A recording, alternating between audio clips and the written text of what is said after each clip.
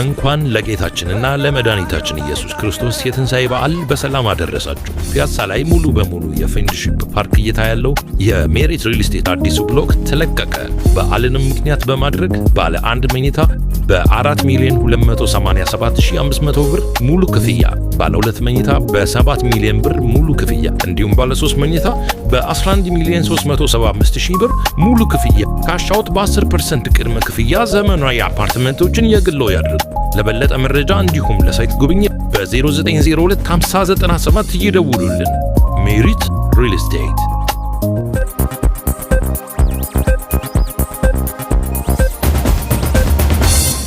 ሰላም እንዴት አላችሁ? የኢትዮ ታይምስ ቤተሰቦቻችን ለሰዓቱ የተመረጡ አዳዲስ መረጃዎችን ይዘንላችሁ ቀርበናል። ከመረጃዎቻችን መካከልም የባህረ ሰላጤው ሰማይም ትናንት ምሽት በከባድ ፍንዳታዎችና በብርሃን ነጸብራቅ ተሞልቶ አድሯል። የተባበሩት አረብ ኤሚሬትስ ዘመናዊ የአየር መከላከያ ስርዓት ከኢራን በድንገት የተተኮሱ 17 ባሊስቲክ ሚሳኤሎችንና 35 የጥፋት ድሮኖችን በአየር ላይ በማጋየት ታላቅ ወታደራዊ ድል መቀዳጀቱን አስታውቋል።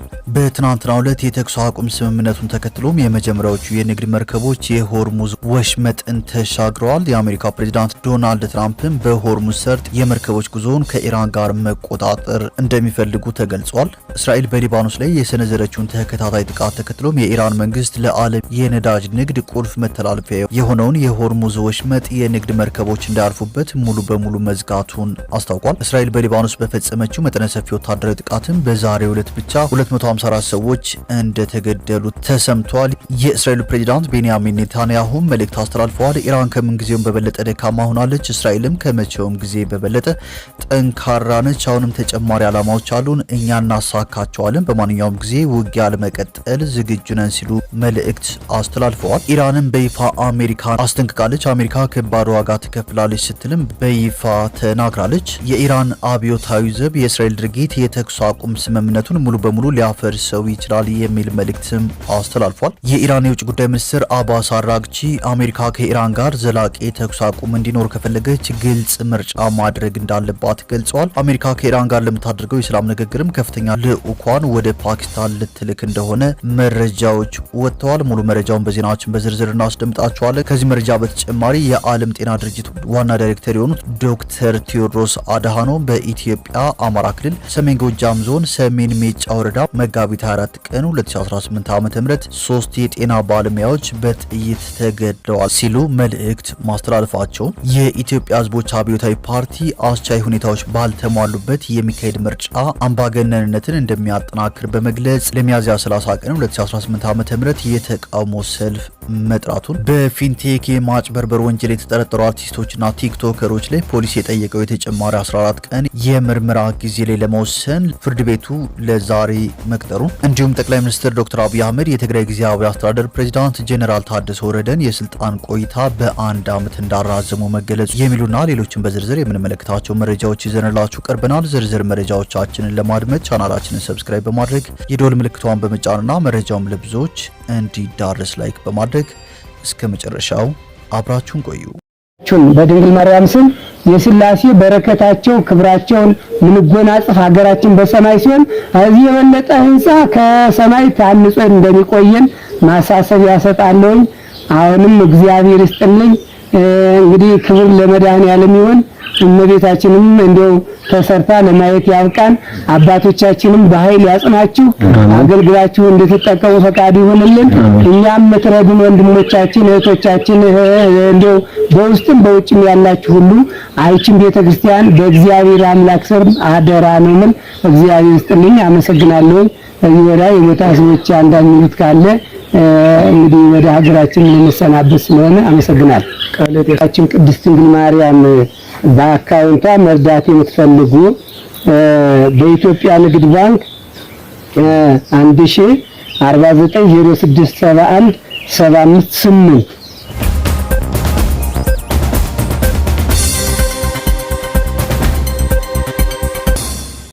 ወደ መጀመሪያው መረጃችን ስናልፍ የባህረ ሰላጤው ሰማይ ትናንት ምሽት በከባድ ፍንዳታዎችና በብርሃን ነጸብራቅ ተሞልቶ አድሯል። የተባበሩት አረብ ኤሚሬትስ ዘመናዊ የአየር መከላከያ ስርዓት ከኢራን በድንገት የተተኮሱ 17 ባሊስቲክ ሚሳኤሎችንና 35 የጥፋት ድሮኖችን በአየር ላይ በማጋየት ታላቅ ወታደራዊ ድል መቀዳጀቱን አስታውቋል። ይህ የትናንቱ ጥቃት የተሰነዘረው ኢራንና አሜሪካ የተኩስ አቁም ስምምነት ባወጁ በጥቂት ሰዓታት ውስጥ መሆኑ መላውን ዓለም አስደንግጧል። ጥቃቱ የታለመው ወሳኝ በሆኑ የኢነርጂ መሰረተ ልማቶች ላይ ቢሆንም የኤሚሬትስ መከላከያ ኃይል ባሳየው አስደናቂ ቅልጥፍና በሰው ሕይወትና በንብረት ላይ ሊደርስ የነበረውን ጥፋት መከላከል እንደተቻለም ተገልጿል። የአገሪቱ የመከላከያ ሚኒስቴር ትናንት ባወጣው መግለጫ የአገሪቱ ሉዓላዊነትና የዜጎች ሰላም የማይደፈር መሆኑን በድጋሚ አረጋግጧል። ይሁን እንጂ ድርጊት በቀጠናው ለወራት የተደረገውን የሰላም ጥረት አደጋ ላይ የጣለ ሲሆን የባህረ ሰላጤው ውጥረት ዳግም ወደ ከፋ የጦርነት አፋፍ እንዳይሸጋገር ከፍተኛ ስጋት አንዣቧል። በመላው ዓለም ትኩረት የተሰጠው ይህ የትናንቱ ክስተት የተኩስ አቁም ስምምነቱ ምን ያክል ደካማ እንደሆነ ለዓለም አቀፉ ማህበረሰብ ያሳየበት አጋጣሚ ሆኖ ተመዝግቧል። በትናንትናው ዕለት የተኩስ አቁም ስምምነቱን ተከትሎም የመጀመሪያዎቹ የንግድ መርከቦች የሆርሙዝ ወሽመጥን ተሻግሯል። የተኩስ አቁም ስምምነቱ በይፋ መታወጁን ተከትሎ ረቡዕ ዕለት ሁለት ግዙፍ የጭነት መርከቦች የሆርሙዝ ወሽመጥን ማቋረጣቸውን የኒውዮርክ ታይምስ የሺፒንግ መረጃ ተንታኙን ኬፕለርን ዋቢ በማድረግ ዘግቧል።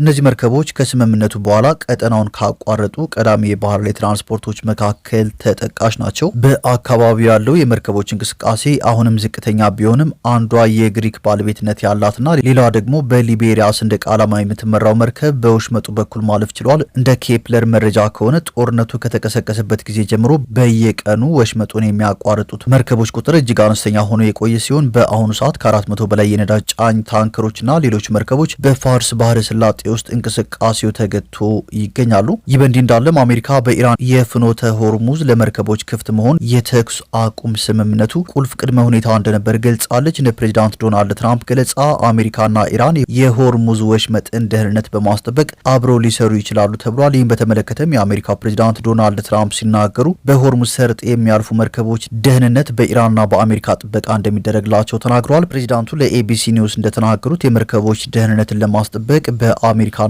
ኢራን መካከል የጋራ ፕሮጀክትን ለመተግበር እያሰቡበት እንደሆነም ገልጸዋል። ይህ በእንዲህ እንዳለ ኢራን አሁንም በሆርሙዝ ወሽመጥ የሚያልፉ መርከቦች ጭነቶችን መቆጣጠሩ እንደቀጠለችም ትገኛለች። የኢራን የውጭ ጉዳይ ሚኒስትር አባስ አራግቺ በሰጡት መግለጫ መሰረት የመርከቦች ትራፊክ ፍሰት እንደቀድሞ ሁሉ በኢራን የጦር ኃይሎች ፈቃድ ተገዢ ሆኖ ይቀጥላል ሲሉ ተናግረዋል። እስራኤልን በሊባኖስ ላይ የሰነዘረችውን ተከታታይ ጥቃት ተከትሎ የኢራን መንግስት ለዓለም የነዳጅ ቁልፍ መተላለፊያ የሆነውን የሆርሙዝ ወሽመጥ የንግድ መርከቦች እንዳያልፉበት ሙሉ በሙሉ መዝጋቷን አስታውቃለች። የኢራን ይፋዊ መገናኛ ብዙሃን እንደዘገቡት ከሆነ ይህ እርምጃ የተወሰደው ቀጠናዊ ውጥረቱ በከፍተኛ ሁኔታ በመጨመሩ ሲሆን ይህም በቅርቡ ተደርሶ የነበረውን ደካማ የተኩስ አቁም ስምምነት ወደ መፍረስ ደረጃ አድርሶታል። በአሁኑ ሰዓት በወሽመጡ ላይ የነዳጅ ጫኝ መርከቦች እንቅስቃሴ ተቋርጦ የሚገኝ ሲሆን ይህ ድንገተኛ ውሳኔ በዓለም አቀፍ የኢነርጂ አቅርቦትና በኢኮኖሚ መረጋጋት ላይ ከፍተኛ አደጋ ሊደቅን እንደሚችል የዘርፉ ባለሙያዎች በስጋት እየገለጹ ይገኛሉ። የእስራኤል ጥቃት በሊባኖስ እያደረሰ ያለው ጉዳት መቀጠሉ ኢራን እንዲህ ያለውን ጠንከር ያለ እርምጃ እንድትወስድ ያስገድዳ ሲሆን ሁኔታው ወደ ሰፋ ያለ ቀጠናዊ ጦርነት የማምራት እድሉም ሰፊ ሆኗል። የቀጠናው ደህንነት እስካልተረጋገጠ ድረስ የሆርሙዝ ወሽመጥ ዝግ ሆኖ ይቆያልም ተብሏል።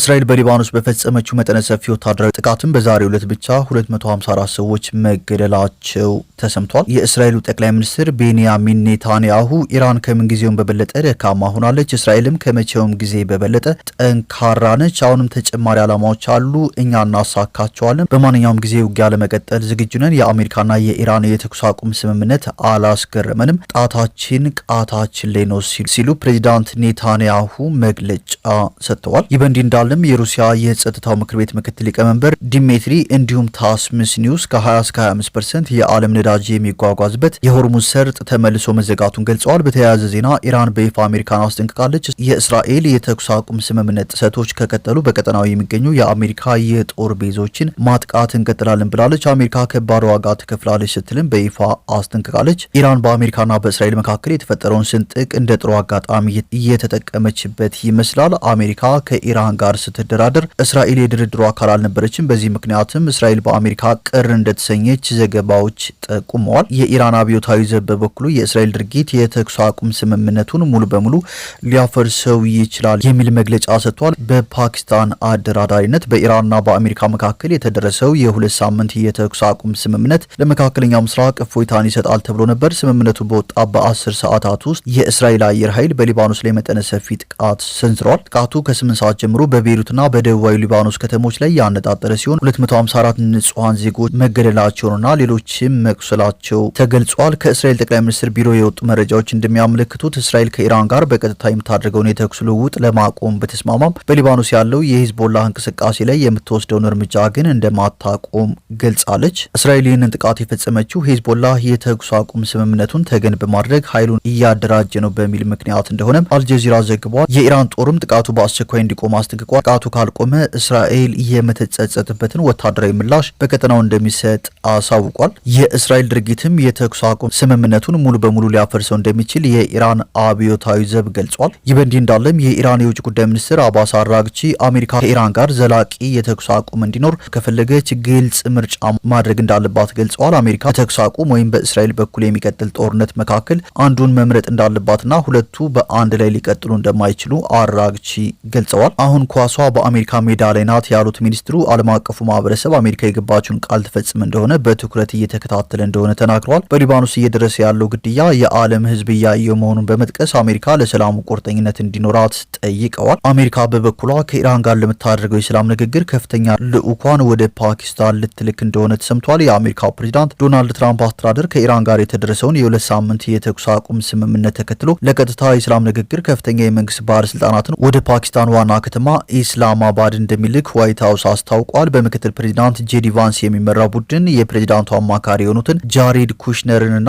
ስቲቭ ዊትኮፍን ያካተተ ነው። ወደ ኢስላማባድ የሚያቀኑት በሁለቱ ሀገራት መካከል የተፈጠረውን ጦርነት በዘላቂነት ለመቋጨትና የሰላም ስምምነት ዝርዝሮችን ለመወያየት እንደሆነም ተገልጿል። የመጀመሪያው ዙር ውይይት በመጪው ቅዳሜ ጠዋት እንደሚጀምር የዋይት ሀውስ ቃል አቀባይ ካሮሊን ሌቪት ገልጸዋል። ምክትል ፕሬዚዳንት ጄዲ ቫንስ በአሁኑ ሰዓት በሃንጋሪ ጉብኝት ላይ የሚገኙ ሲሆን በቀጥታ ወደ ፓኪስታን በመጓዝ የንግግር ቡድን እንደሚመሩ ይጠበቃል። ፓኪስታን በሁለቱ ሀገራት መካከል የንግግር መድረክ በማመቻቸትና በማሸማገልም ቁልፍ ሚና እየተጫወተች ትገኛለች።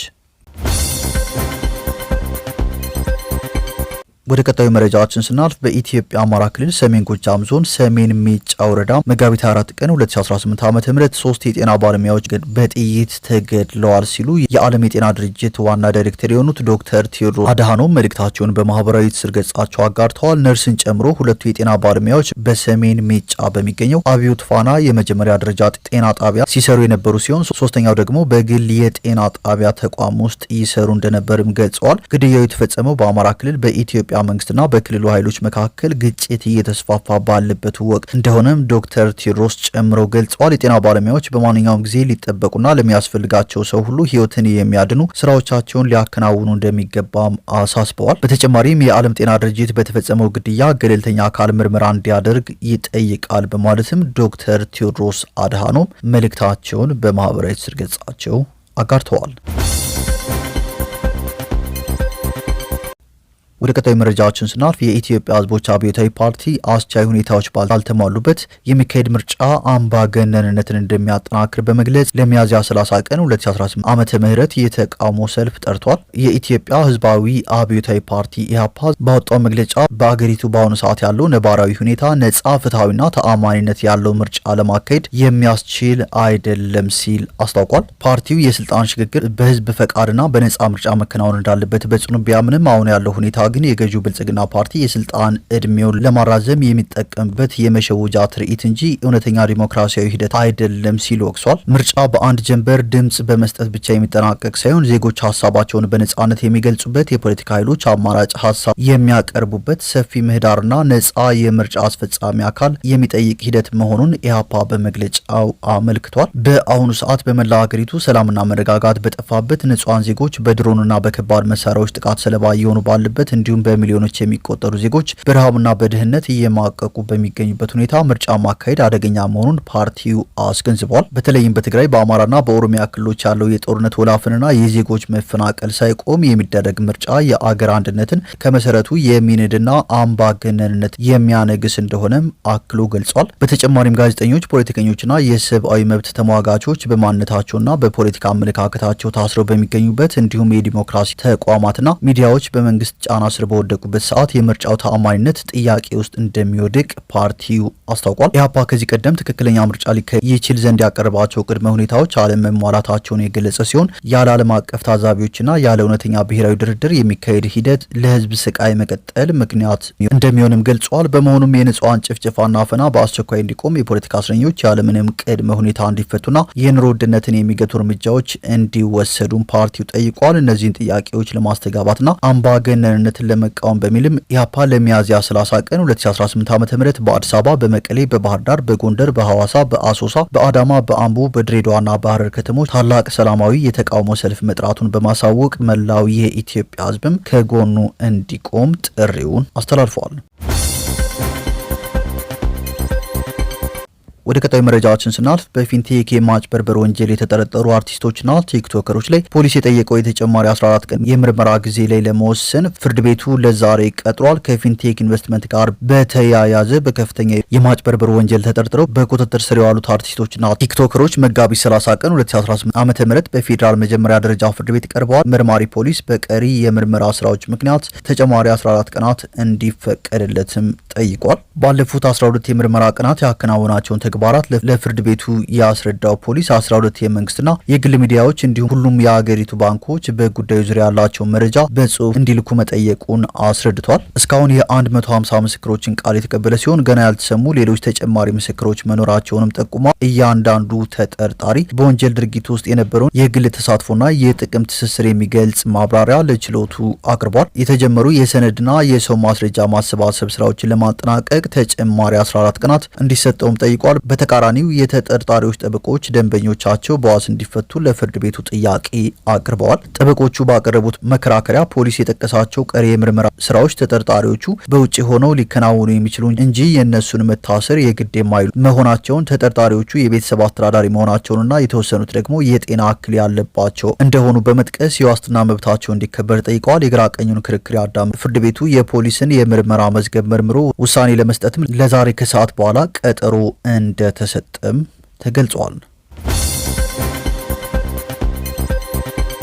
ወደ ቀጣዩ መረጃዎችን ስናልፍ ጠቅላይ ሚኒስትር አብይ የትግራይ ጊዜያዊ አስተዳደር ፕሬዝዳንት ጄኔራል ታደሰ ወረደን የስልጣን ዘመን በ1 ዓመት አራዝመዋል። የጄኔራል ታደሰ የስልጣን ቆይታ ለ1 ዓመት የተራዘመው በሚኒስትሮች ምክር ቤት የትግራይ ክልልን አካታች ጊዜያዊ አስተዳደር አስመልክቶ በጸደቀው ደንብና ፕሬዝዳንቱ የዓመቱን የጊዜያዊ አስተዳደሩን የስራ አፈጻጸም ባቀረቡት መሰረት መሆኑን የጠቅላይ ሚኒስትር ቢሮ አስታውቋል። ጄኔራል ታደሰ የ1 ዓመት የስራ አፈጻጸማቸውን ለጠቅላይ ሚኒስትሩ ያቀረቡት ትናንት ሲሆን የስራ አፈጻጸም ሪፖርቱ ይዘትና የጠቅላይ ሚኒስትሩ ምላሽ ምን እንደነበር ግን አልተገለጸም። ወደ መጨረሻው መረጃዎችን ስናልፍ ብራዚል የበሬ የአሳማና የዶሮ ስጋን ጨምሮ 17 ምርቶችን ወደ ኢትዮጵያ እንድትልክ ፈቃድ አግኝታለች። የአገሪቱ የግብርና ሚኒስትር አንድሬ ዲ ፓውላ ኢትዮጵያ 130 ሚሊዮን ሕዝብ ያላት በመሆኗ ለግብርና ምርቶች የውጭ ንግድ ሳቢ ናት ማለታቸውን ሮይተርስ ዘግቧል። በኢትዮጵያና በብራዚል መካከል የተደረሰው ይሄው ስምምነት ኢትዮጵያ የምግብ ምርቶች አቅርቦቷን ለማስፋፋት በምታደርገው ጥረትና ብራዚል ዓለም አቀፍ የግብርና ተጽዕኖዋን ለማሳደግ በምታከናውነው ተግባር መካከል እያደገ የመጣውን የኢኮኖሚ ትስስር እንደሚያሳይም ተገልጿል።